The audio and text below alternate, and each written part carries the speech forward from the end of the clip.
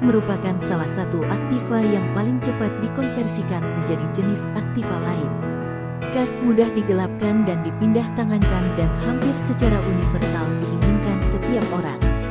Kas juga berguna untuk segera memenuhi kewajiban perusahaan yang jatuh tempo.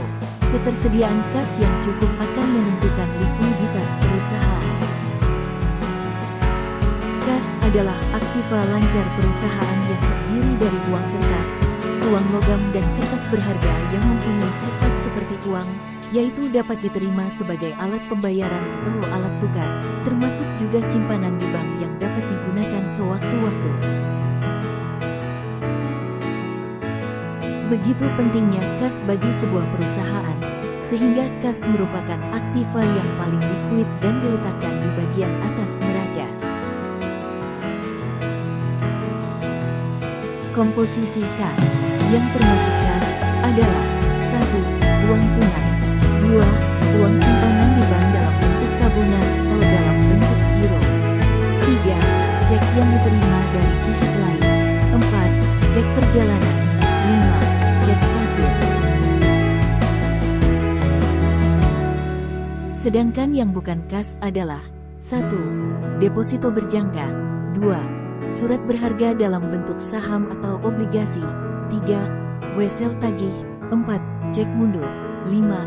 Dana kas untuk tujuan khusus. Pengawasan kas merujuk pada proses pengawasan atau pengendalian terhadap segala transaksi keuangan yang melibatkan uang tunai dalam suatu organisasi atau perusahaan. Tujuan dari pengawasan kas adalah untuk memastikan bahwa uang tunai diatur, digunakan, dan dicatat dengan benar sesuai dengan kebijakan dan prosedur yang telah ditetapkan. Langkah-langkah untuk melakukan pengawasan kas bisa dilakukan dengan cara sebagai berikut. Yang pertama, pemisahan tugas. Penting untuk memisahkan tugas-tugas terkait dengan kas untuk menghindari potensi penyalahgunaan. Misalnya, tugas pencatatan, penerimaan uang, dan penyetoran harus dilakukan oleh orang yang berbeda.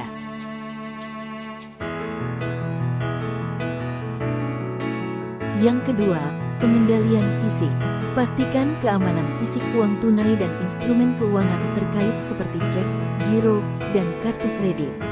Pengendalian ini dapat berupa brankas yang aman, akses terbatas, dan penguncian yang aman. Yang ketiga, pencatatan transaksi. Pastikan bahwa semua transaksi kas dicatat dengan benar dan tepat waktu. Ini mencakup pencatatan setiap penerimaan dan pengeluaran uang tunai dengan jelas dan akurat. Yang keempat, pengawasan terhadap penyimpangan. Lakukan pemantauan terus-menerus terhadap transaksi kas untuk mendeteksi adanya penyimpangan atau tanda-tanda kecurangan. Misalnya, melakukan rekonsiling bank secara rutin untuk memverifikasi saldo kas. Yang kelima, penyusunan laporan keuangan. Pastikan laporan keuangan yang berkaitan dengan kas, seperti laporan arus kas, disusun dengan tepat dan memadai untuk memudahkan analisis dan pengambilan keputusan. Yang keenam, pemeriksaan eksternal dan internal. Lakukan pemeriksaan internal secara rutin untuk memastikan kepatuhan terhadap prosedur pengendalian. Selain itu, lakukan pemeriksaan eksternal secara periodik oleh pihak independen seperti auditor. Yang ketujuh, pelatihan dan kesadaran karyawan. Berikan pelatihan kepada karyawan terkait pengelolaan dan pengawasan kas, serta tingkatkan kesadaran mereka akan risiko penyalahgunaan dan pentingnya kepatuhan terhadap kebijakan dan prosedur. Dan yang terakhir adalah evaluasi kinerja. Lakukan evaluasi berkala terhadap sistem pengendalian kas untuk memastikan efektivitasnya. Identifikasi area-area di mana perbaikan diperlukan dan tindak lanjuti dengan tindakan perbaikan yang sesuai. Untuk penerapan pengawasan atas kas yang dimiliki perusahaan, maka dibuatlah sebuah prosedur untuk penerimaan ataupun pengeluaran kas. Adapun prosedur penerimaan kas meliputi: prosedur pertama, menentukan bagian penerimaan uang tunai. Tentukan orang atau bagian yang bertanggung jawab untuk menerima uang tunai dari berbagai sumber, seperti penjualan produk atau layanan, penerimaan pinjaman, atau kontribusi dari pihak lain.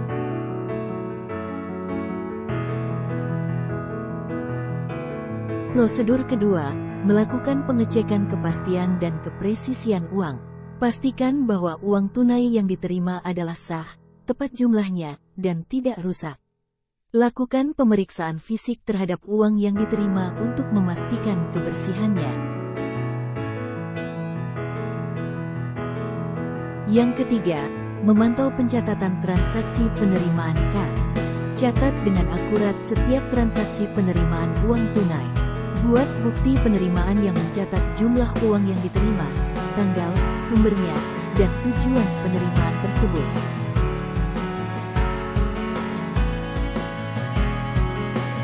Prosedur keempat, melakukan verifikasi dan otorisasi. Lakukan verifikasi transaksi penerimaan oleh pihak yang berwenang sesuai dengan kebijakan organisasi sebelum mencatatnya. Pastikan bahwa otorisasi dilakukan sebelum uang tunai dimasukkan ke dalam sistem kas. Prosedur kelima, tempat penyimpanan yang aman untuk uang tunai. Tempatkan uang tunai yang diterima di tempat penyimpanan yang aman, seperti brankas, dan pastikan akses terbatas hanya untuk orang-orang yang berwenang.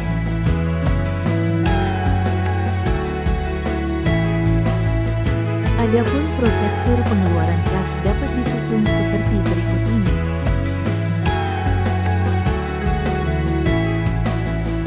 Prosedur pertama, pada saat memerlukan pembayaran terlebih dahulu membuat permintaan pengeluaran kas. Orang atau bagian yang membutuhkan uang tunai harus mengajukan permintaan pengeluaran kas, menjelaskan tujuan pengeluaran, jumlah yang diperlukan, dan alasan. Prosedur kedua, melakukan pengecekan keabsahan permintaan. Lakukan pemeriksaan permintaan pengeluaran kas untuk memastikan bahwa permintaan tersebut sesuai dengan kebijakan perusahaan.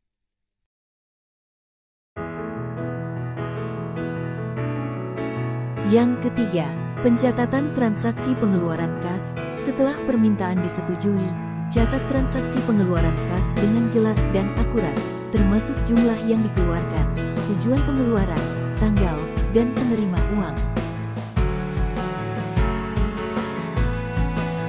Prosedur keempat yaitu, saat penyetoran dan pembayaran, lakukan penyetoran uang tunai jika diperlukan atau lakukan pembayaran sesuai instruksi yang valid dan terverifikasi.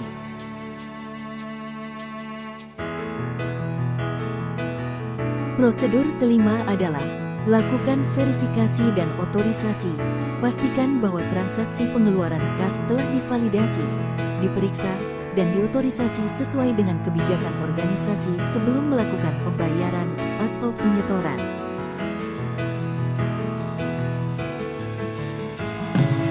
Yang terakhir adalah cara penyimpanan dan pengarsipan dokumen. Simpan bukti transaksi pengeluaran dengan baik dan aman. Ini termasuk faktur, kwitansi, atau bukti lain yang terkait dengan pengeluaran. Pembahasan selanjutnya adalah penyusunan rekonsiliasi bank. Rekonsiliasi bank adalah proses penyesuaian dan pencocokan antara saldo kas yang dicatat oleh perusahaan dengan saldo kas yang dicatat oleh bank. Tujuan dari rekonsiliasi bank adalah untuk memastikan bahwa catatan keuangan perusahaan sesuai dengan catatan keuangan yang dimiliki oleh bank.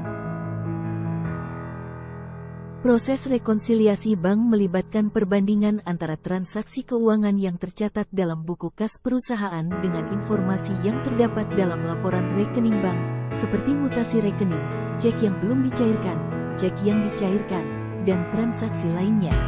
Perbedaan antara saldo kas yang dicatat di buku kas perusahaan dengan saldo kas yang dicatat oleh bank dapat disebabkan oleh berbagai faktor, termasuk transaksi yang belum tercatat, penundaan pengolahan bank, atau kesalahan pencatatan. Berikut adalah langkah-langkah umum untuk menyusun rekonsiliasi bank. 1. Mengumpulkan informasi. 2. Membandingkan saldo awal. 3. Memeriksa transaksi yang belum tercatat. 4. Memeriksa transaksi di laporan bank. 5. Mencocokkan transaksi.